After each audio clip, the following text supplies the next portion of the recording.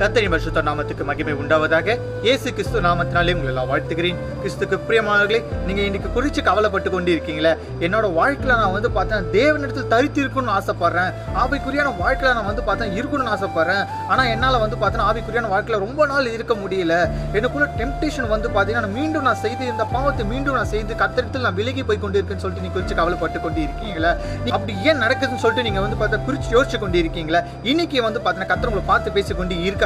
நீங்க அதிகமா பாத்தீங்கன்னா தேவனை நேசிக்கிறத விட்டு பாத்தீங்கன்னா நீங்க செய்யற பாவத்தை ரொம்ப நேசிச்சால உங்களால பாத்தீங்கன்னா அந்த பாவத்தை மறந்துட்டு உங்களால மீண்டும் வெளியே வர முடியலங்க. இன்னைக்கு கர்த்தர் உங்களை பார்த்து பேசிக்கொண்டு இருக்கார். மார்க் 12:30, உன் தேவனாகிய கர்த்தரிடத்தில் உன் முழு இருதயத்தோடும் உன் முழு ஆத்மாவோடும் உன் முழு மனத்தோடும் உன் முழு பலத்தோடும் அன்பு கூர்வாயாக.